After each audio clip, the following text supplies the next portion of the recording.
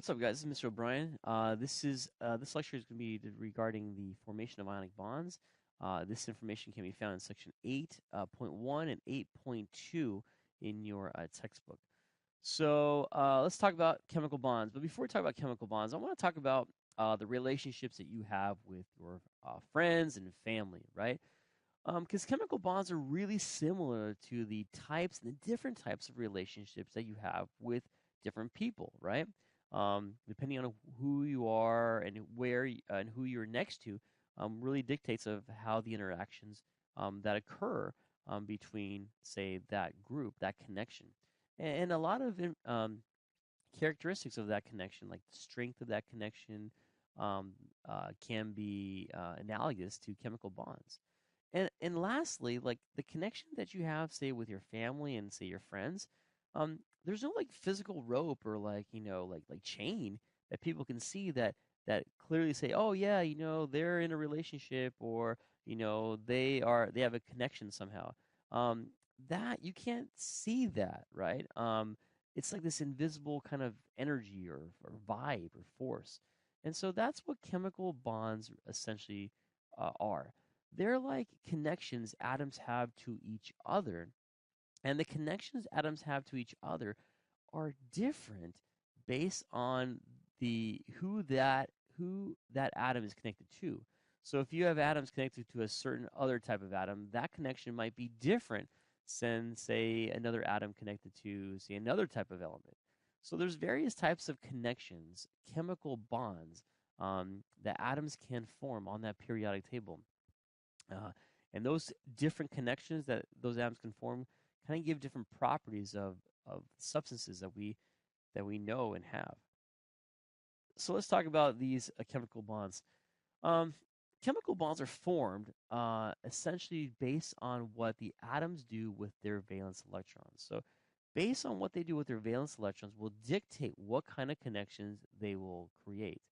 Will they share valence electrons to create this kind of connection, or will they transfer valence electrons to create this kind of connection? What they do with their electrons dictates what kind of connection will happen, right? Now, we learned a little bit last unit about electronegativity, and electronegativity plays a really important role in how the bonds are formed. When elements have a really high difference of electronegativity, keyword here, difference, when one is really highly attractive and one is really unattractive, a transfer of electrons occurs, right? A new type of bond forms. When the difference that exists between the two elements or two atoms involved is zero or none, then another type of connection happens, right? Which you can see in the picture. I mean, you can visually see the differences in this picture, right? And so these atoms, as you can see, bond in two ways. There could be a connection with a positive nucleus to electrons, or there can be an attraction between negative ions to positive ions. Okay, so let's pause for a second and consider this question. Do you visually see the difference regarding the way the atoms can connect? What do you notice here? Pause, reflect on this question, and then move on after you answered it. So before we talk about ionic bonds, the first connection we'll learn about, we need to do a quick review on how atoms form and why atoms form, or why ions form. So remember that there's a noble gas configuration, electron configuration, that every atom wants to attain. And so the noble gases have these full shells. Helium has 2 valence electrons, but most of them have 8 valence electrons. And all the other elements on that periodic table don't have 8. They either have 1 to 2 to 3 to 4 to 5 to 6 to 7, right?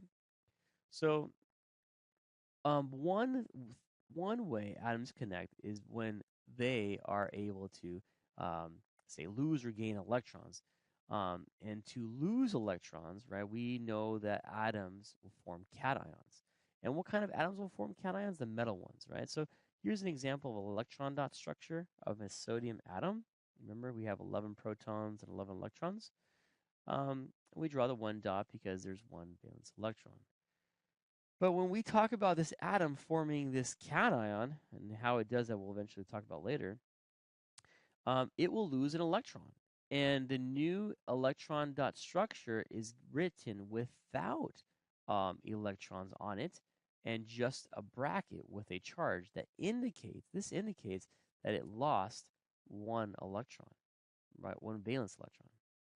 And then we have this idea of anions, right? Anions are non-metal atoms that they'll gain electrons because they're really highly attractive. And so in chlorine's got 7 valence electrons.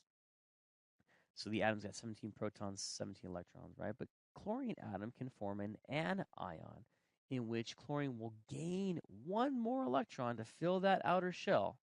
And so hence we write a negative charge because this one gained one electron, right? And we will show all the valence electrons because, again, chlorine is the one that gains it. Remember that sodium can't lose electrons because it's really huge. It's a big atom relative to the nonmetals. They have low ionization energies. And so we did this practicing class about drawing the dot structures for these ions. And if you notice here, there's a pattern that you have to recognize already. That in group 1, you'll form +1 ions. And that +1 ions happens because potassium is a +1 charge. But the dot structure, remember that potassium is written with 1 dot if it's an atom. But we say that these are very low ionization energies, right? They lose electrons, right? And so we draw the new electron dot structure as a bracket with a pseudo noble gas configuration, Na+1. In beryllium, it's the same idea. Beryllium had 2 dots for the atom, right? But we say it's going to lose 2 electrons, so we draw the bracket with a +2. Remember, the bracket indicates an attempt to be like a noble gas. And these guys here, again, are going to gain electrons, right? Because these are really attractive. So this is going to gain 3 electrons. This is going to gain 2 electrons. This is going to gain 1 electron, the pattern. And when it gains 3, so for instance, phosphorus has 1, 2, 3, 4, 5. It's going to gain 3 more electrons, and we draw the structure like so, right? 8 valence electrons with a -3 charge. And then sulfur is the same way. Sulfur has 6 valence electrons, and it will gain 2 more, and we draw it with 8 valence electrons and those brackets. And the same thing with fluorine, right? So the next question is, can anions or ions form from multiple atoms? And this is a new idea, and the key word here is polyatomic. There are atoms that can hook up together as a group, as a posse, as a gang, and steal an electron from somebody else or lose an electron from somebody else for them to be stable. A common example of this is silicates. More than 1/3 of the minerals that exist on our Earth are derived from ions that contain silicate, which is an anion. This is the silicate anion, right? Now, in the silicate anion, you have 4 oxygen atoms with a silicone hooking up together in a way that they can gain 4 valence electrons. As this group here is very attractive, and it will steal electrons from somebody, right? How do we recognize the charges of polyatomic ions if they don't exist on the periodic table? So that's an interesting question, right? And I would like you to consider this again, the same example for silicate. Why do we know it's a -4 charge? Well, if we count the number of valence electrons it should have, we know that there's 6 oxygens in there, and each oxygen has 6 valence electrons. If we multiply that by 4, that'll give us a total of 24 valence electrons. Silicone has 4 valence electrons. And if we add that to this, we will get a total of 28 valence electrons. Now, if we count now and compare the number that's shown, let me highlight and see what the difference is that we now see. So let me highlight with yellow. So here's 2, 4, 6, 8, 10, 12, 14, 16, 18, 20, 22, 24, 26, 28. Wait a minute. As you can see, there is 4 more dots that are included in this structure that are not part of the original 28 that we counted. And so essentially this structure here gained 4 extra electrons. And how do we draw, or how do we indicate that something has gained 4 valence electrons? Well, by the -4, right? So let's consider this example here for ammonium salts. Ammonium is a anion present in your instant ice packs, and it's comprised of 4 hydrogens and 1 nitrogen. So if we go through this and try to find out what the ion is, or ion charge is, we know that there's 4 valence electrons because of the 4 hydrogens, right? And then we know that there are 1 nitrogen, which is a total of 5 valence electrons, and that is from the nitrogen, which is a total of 9 valence electrons. So let's start counting. I see 1, 2, 3, 4, 5, 6, 7, 8. But wait a minute, there are 8 valence electrons. So somewhere between here and there, we have lost 1 valence electron. And what do we indicate for a charge to show that we lost an electron? A plus. So yes, ammonium is a plus 1 charge. So try that practice out with this example of hydroxide. Now, hydroxide is found in a lot of pharmaceutical drugs or even remedies for antacid and things like that. Take a look at hydroxide of polyatomic ion, where hydrogen and oxygen hook up together so that they can gain electron or steal electrons from somebody else. So here's an example of some polyatomic ions. You will not be required to memorize these. However, it is a good habit to kind of be familiarize yourself with these, because if you're an honor student, you're going to need to know them for writing formulas and knowing the names of them. So it's kind of important to kind of look at them. But again, you will get these on a quiz. You'll get the same table as on the quiz. So these are common polyatomic ions that are present, right? Very similar to ions like fluorine, right? The -1 charge, but we each call a monoatomic, right? So back to our big idea here. The big idea is the ionic bond, right? So we saw a video in class about ionic bonds, and an ionic bond is really the attraction, the connection of atoms that have a very large difference of electronegativity. And when they hook up together, they actually hook up and stick together because they're ions. So in the video here, we saw this example of magnesium and chlorine hooking up together, because sodium and chlorine, one is going to lose an electron and one is going to gain an electron. Now, why does that happen? Okay. Well, that happens because chlorine is a really attractive element, as you already know. Chlorine is highly electronegative, right? It's got a really high electronegativity. And sodium has a really low electronegativity. And because there's such a big difference in electronegativity, we form a connection that we call an ionic bond. An ionic bond meaning a connection between ions. Now, when this happens, as you already kind of know, when sodium loses an electron, it will form a plus ion. But why does it lose an electron? Well, because chlorine is really attractive. So it is going to find someone to steal an electron from. So it itself can be a negative charge, could be like a noble gas.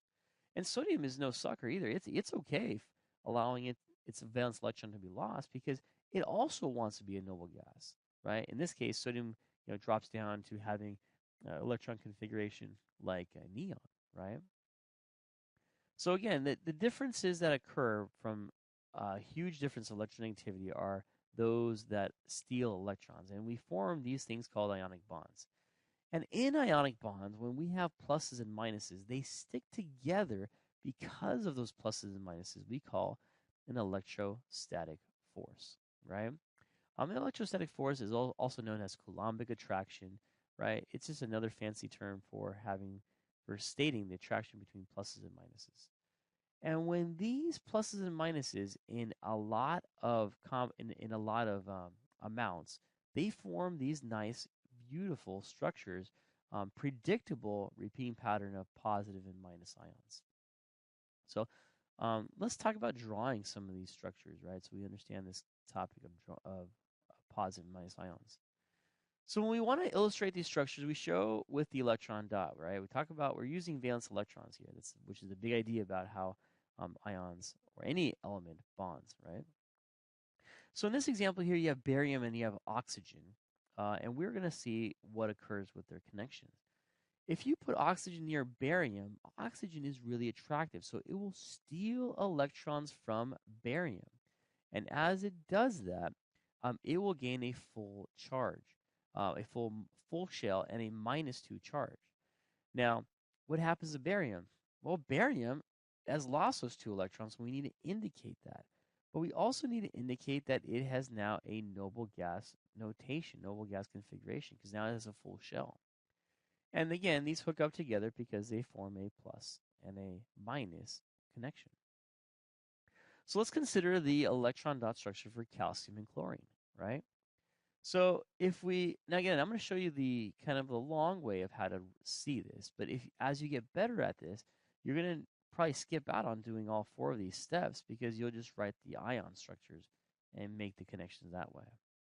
So let's get started, right? So calcium's got 2 dots, right? And chlorine's got 7. And you can take a look at the periodic table and where they're located, right? Now, once we know that calcium's got 2 dots and chlorine's got 7, then we have to consider, well, what happens with the electrons? Well, chlorine has a really high electronegativity, right? It's on the right-hand side of the periodic table. So it steals electrons from calcium. But chlorine can only steal 1 electron. And as it steals 1 electron, it forms an ion, right? That negative ion. That's pseudo noble gas notation. But calcium also forms an ion, but it's not yet a pseudo noble gas notation. Why? Because calcium still has 1 electron to give away. So how do we get rid of that other electron? Well, we add another calcium to the mix. And when we add another calcium to the mix, we do the same thing. We add another chlorine to the mix. And chlorine pulls that electron away. As it pulls that electron away, it will also form an ion, an anion. But calcium will also form another ion, in this case, another cation. And this one is a +2 cation because now it's lost 2 electrons. And again, this is your answer here because you can see the noble gas notation brackets, right? The full shells indicated, right? And you see a repeating pattern of minus, plus, and minus. So there are 2 pieces that you need to recognize here. Number 1, when you draw these structures, you need to show repeating pluses and minuses because you got to remember that the negatives don't touch each other. Second here, you also need to indicate that there's got to be the noble gas notations. You got to show the brackets for the ions, right? The plus or the minus ions. Now, could this be drawn some way else? Yeah, you can. This chlorine could be on top right here, right above calcium if you wanted to, and not have it right there. You can have the chlorine on this side, and you get chlorine, calcium, chlorine. The idea here is as long as the chlorines don't touch each other, right? So try the dot structures with these combos and see if you can figure out what the right ratios are, and in addition to the correct electron dot structures. So what do these structures look like in real life? Well, they're really they're crystals. They have sharp edges and they have smooth sides, flat sides, and they can crack and they don't bend and they have really sharp edges. Now, what about them at the microscopic level answers these ideas of why we see these observations. Well, it's because of this repeating pattern, right? This crystal lattice structure that these ionic bonds can form.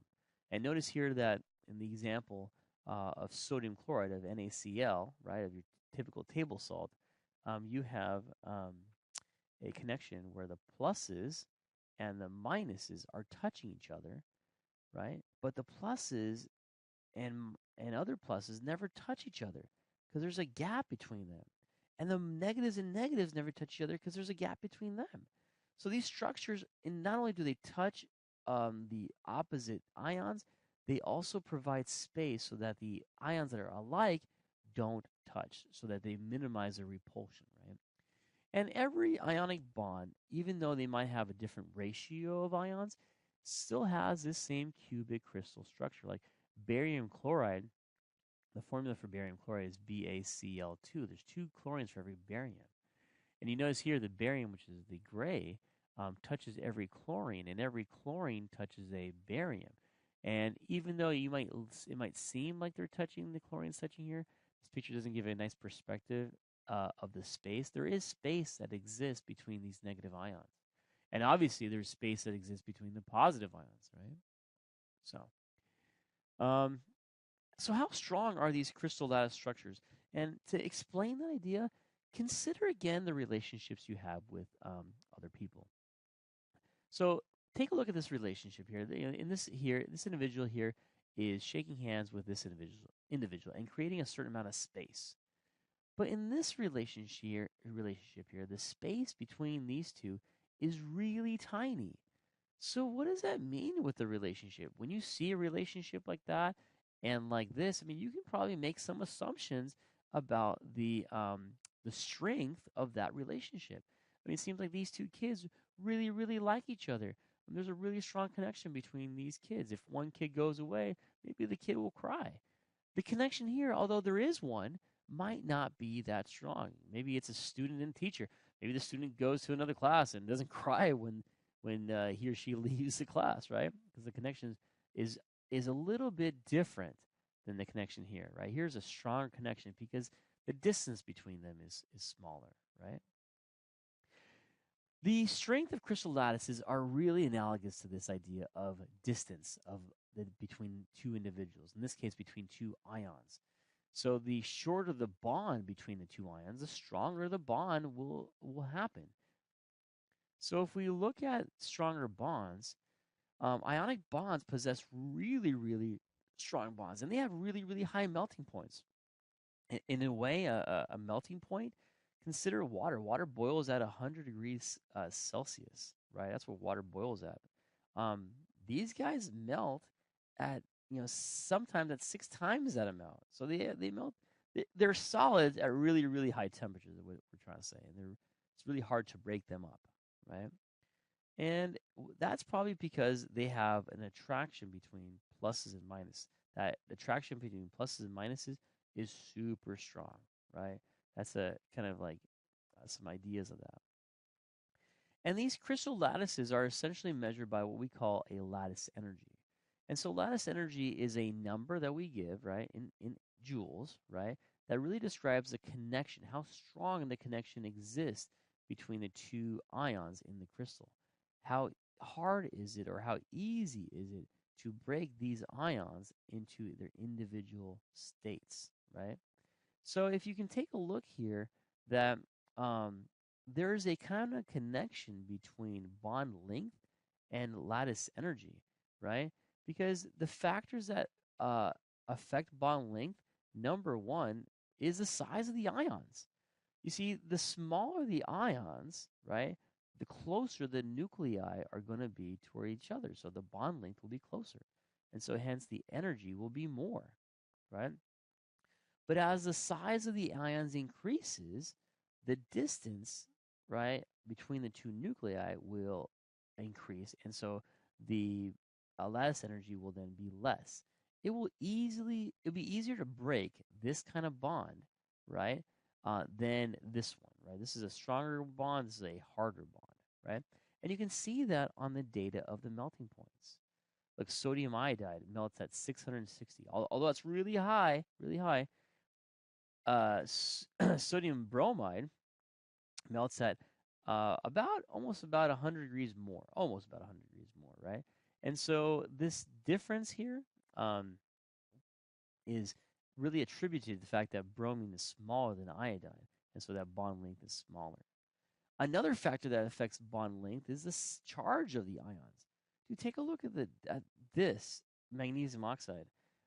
Magnesium has, as you already know, a +2 charge, and oxygen has a -2 charge. All of these guys right here, all these guys have a +1 and -1 charges.